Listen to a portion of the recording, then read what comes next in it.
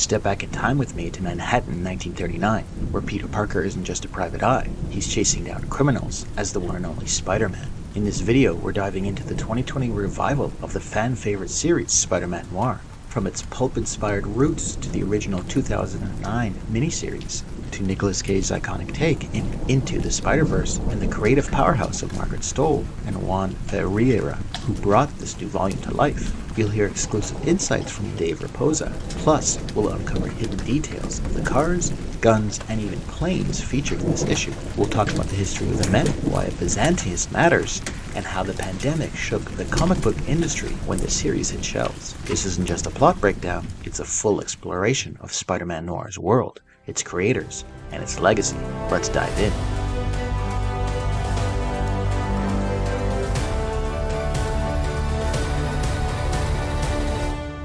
Manhattan, 1939.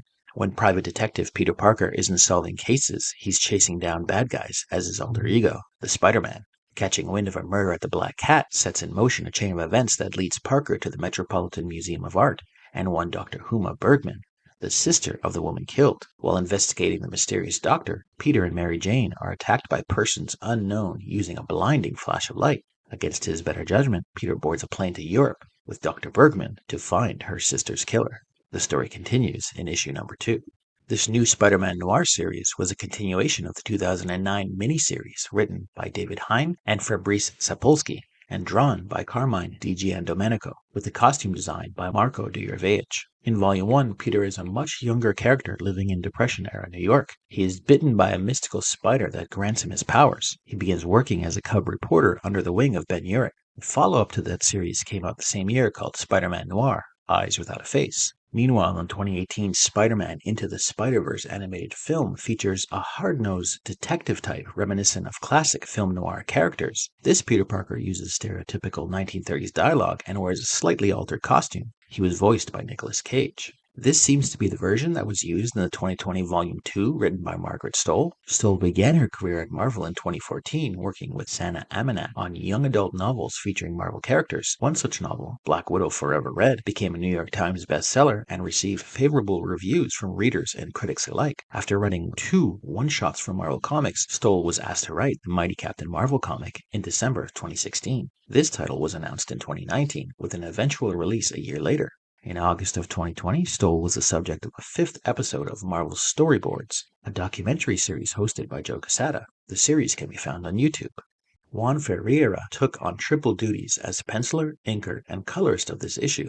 Ferreira has worked for DC, Dark Horse, and Image, working on a range of titles including Green Arrow Rebirth, Batman Eternal, Spine-Tingling Spider-Man, and Immortal Hulk. Sideshow Art Prints has made high-quality prints available of some of his comic book covers from DC. Cover artist Dave Raposa has had a long history with Spider-Man-related titles at Marvel. Outside of Spider-Man Noir, he's worked on covers for Spider-Man Into the Spider-Verse and Venom. He has also created covers for Secret Wars 2099 and What If. Raposa is the co-creator of the Steve Lichtman comic book series. He also co-created the online art community Crimson Daggers. Speaking exclusively to Read Faking Comics, Raposa discusses this issue. I was invested in the idea of being able to hopefully bring my love for pulp covers of the past to the series in my designs. It was really enjoyable to have a lot of free reign over the look of each cover, and I felt like they ended up coming together well at the time. Letterer Travis Lanham worked on issues 1 through 4 of this miniseries. He began lettering for Marvel with I Am an Avenger #2 in 2010. Soon other titles followed like Spider-Woman, Jean Grey, The Unbeatable Spider-Girl, and Ghost Rider. Assistant editor Danny Kazem worked on issues 1 and 3 of this miniseries, working alongside editor Devin Lewis. Rounding out the team was Nick Lowe. Lowe began his comics career as an intern at Marvel Comics during the inception of the Marvel Knights line. He was made editor on X-Men after Axel Alonso left that position. Lowe has edited many books in the Ultimate Marvel line, notably Ultimate Spider-Man, The Ultimates, and Ultimate Iron Man, the book for which he brought noted novelist Orson Scott Card into the Marvel fold. Lowe is currently Vice President of Content, Digital Publishing, and Executive Editor at Marvel Comics. Early on in this comic, Peter stops a pair of bank robbers from making a run for it in a distinctive 1930s-style car. While I couldn't confirm the exact model, it appears to be a Chrysler Imperial or a Duesenberg Model J. The Imperial was introduced in 1926 and was Chrysler's top-of-the-line vehicle for much of its history. The company positioned the car as a prestige mark to rival Cadillac. You may not have heard of the Duesenberg Model J. That's because it was unveiled at the 1928 New York Auto Show, less than a year before the Wall Street crash, though it was still considered luxurious and extremely fast for its time. A detailed examination of the guns Peter is using seems to suggest it is the J.P. Sauer & Son Model 38H. The 38H was a compact German semi-automatic pistol produced from 1938 to just after World War II. It was generally considered a competitor to the Walther PP and PPK. The pistol was used by the German Army and Air Force and is considered by some to be an advanced and underrated design of its time, featuring a simple blowback operation. Given the tensions towards Germany at the time, even in this universe, I doubt this is the case, but perhaps some artistic license was taken. Peter spends the first half of this comic trying to find a Byzantinist. So what exactly is a Byzantinist? Simply put, a Byzantinist is someone who studies the culture of the Byzantine period, essentially a time period in the Eastern Roman Empire after the collapse of the Western Roman Empire in 49 AD. The subject may also be called Byzantinology or Byzantology. A scholar of Byzantine studies is called a Byzantinist. Peter meets Dr. Huma Bergman at the Metropolitan Museum of Art, also known as the Met. The Met is the third largest museum in the world and the largest art museum in the Americas. It is the most visited museum in the United States and the fifth most visited art museum in the world. Founded in 1870, the museum was established by a group of Americans, including philanthropists, artists, and businessmen, with the goal of creating a national institution that would inspire and educate the public. The Met maintains extensive holdings of Byzantine art. There is a coffee pot diner located in the Astoria neighborhood of Brooklyn. Two, in fact. While they don't seem to have the old world appeal of 1930s New York, you may be able to spot Spider-Man there from time to time.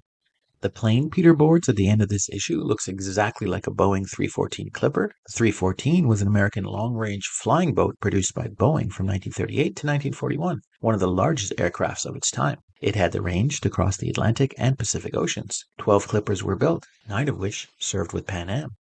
Part murder mystery, part superhero story, Spider-Man Noir has had one foot in both categories since the beginning. The first two miniseries had more of a grounded approach, with a younger Peter Parker fighting gangsters who were hungry for power. This series opens up the noir world with international intrigue, murder, and plenty of cheesy dialogue. I'm not knocking Margaret Stoll's writing. I just can't help but notice the change in tone from the original miniseries to this one. They've taken a page right out of Nicolas Cage's Spider-Man Noir and gone full third man on this series. It's clunky at times, but certainly amusing.